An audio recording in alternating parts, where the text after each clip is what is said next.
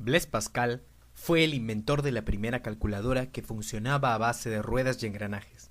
El primer nombre que le dio a su invención fue máquina de aritmética. Luego se convirtió en la rueda pascalina y finalmente en pascalina. Este invento es el antepasado remoto del actual ordenador o computadora. Fue en el año 1642, con 19 años, que Blaise Pascal concibió la idea, con el fin de facilitar la tarea de su padre, que acababa de ser nombrado superintendente de la Alta Normandía por el cardenal Richelieu, y que debía restaurar el orden de los ingresos fiscales de esta provincia. Su invento permitiría sumar y restar dos números de manera directa y hacer la multiplicación y división por repetición.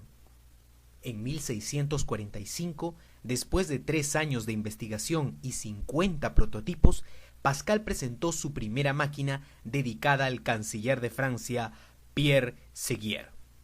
Construyó una veintena de pascalinas en la década siguiente, mejorándolas con frecuencia.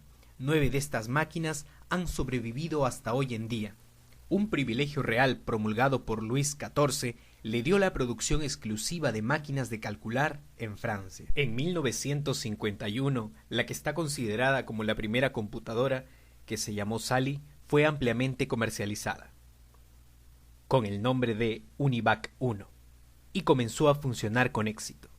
En 1952, la computadora Univac se utilizó para realizar el recuento de votos en las elecciones presidenciales de Estados Unidos.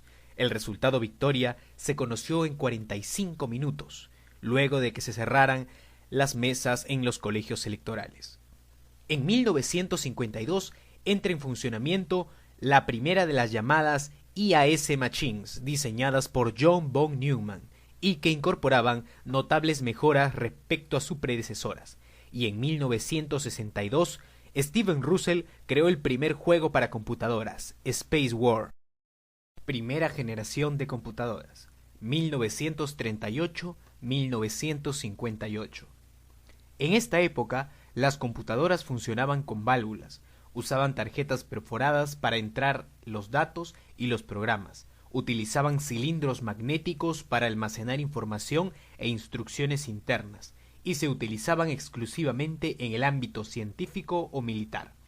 La programación implicaba la modificación directa de los cartuchos y eran sumamente grandes, utilizaban gran cantidad de electricidad y generaban gran cantidad de calor, y eran sumamente lentas.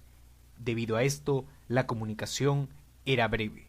Segunda generación, 1955-1963. Las características de esta generación era que la mayoría de las computadoras utilizaban transistores para procesar la información. Los transistores eran más rápidos, pequeños y más confiables que los tubos al vacío. 200 transistores podían acomodarse en la misma cantidad de espacio que un tubo al vacío. Usaban pequeños anillos magnéticos para almacenar información e instrucciones. Producían gran cantidad de calor y también eran sumamente lentas.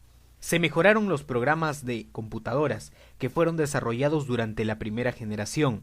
Se desarrollaron nuevos lenguajes de programación como COBOL y Fortran, los cuales eran comercialmente accesibles. Se usaban en aplicaciones de sistemas de reservaciones de líneas aéreas, control de tráfico aéreo y simulaciones de propósito general.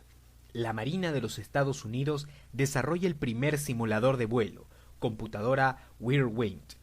Surgieron las minicomputadoras y los sistemas de terminales a distancia. Se comenzó a disminuir el tamaño de las computadoras.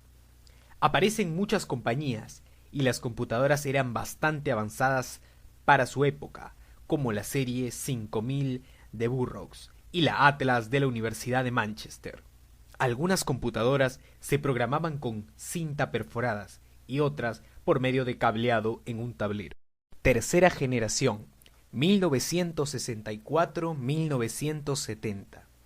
Comienza a utilizarse los circuitos integrados, lo cual permitió abaratar costos al tiempo que se aumentaba la capacidad de procesamiento y se reducía el tamaño de las máquinas. La tercera generación de computadoras emergió con el desarrollo de circuitos integrados, pastillas de silicio, en las que se colocan miles de componentes electrónicos en una integración en miniatura. El PDP-8 de la Digital Equipment Corporation fue el primer mini ordenador. Cuarta generación, 1971-1983. Fase caracterizada por la integración de los componentes electrónicos, lo que proporcionó la aparición del microprocesador, es decir, un único circuito integrado en el que se reúnen los elementos básicos de la máquina. Se colocan más circuitos dentro de un solo chip, LSI, Large Scale Integration Circuit, y VLSI, Very Large Scale Integration Circuit. Cada chip puede hacer diferentes tareas. Un chip sencillo actualmente contiene la unidad de control, la unidad aritmético-lógica. El tercer componente, la memoria primaria, es operado por otros chips. Se reemplaza la memoria de anillos magnéticos por la memoria de chips de silicio. Se desarrollan los microcomputadores, o sea, computadoras personales o PC. Además, se desarrollan las supercomputadoras. Una característica de esta generación es que se desarrollaron los circuitos integrados para procesar información. Se desarrollaron los chips para almacenar y procesar información, como antes ya se había mencionado. Se desarrollan los tipos de computadoras IBM 360 y DEG PDP-1. Otra vez, las computadoras se tornan mucho más pequeñas, más ligeras y más eficientes. Consumían menos electricidad, por lo tanto, generaban menos calor. Quinta generación, 1984-1989. Surge la PC tal cual como la conocemos en la actualidad. IBM presenta su primera computadora personal y revolucionaria en el sector informativo. En vista de la acelerada marcha de la microelectrónica, la sociedad industrial se ha dado la tarea de poner también a esa altura el desarrollo del software y los sistemas que manejan las computadoras. Sexta generación, 1989 hasta la fecha. Como supuestamente la sexta generación de computadoras está en marcha desde principios de los años 90, debemos por lo menos esbozar las características que deben tener las computadoras de esta generación. También se mencionan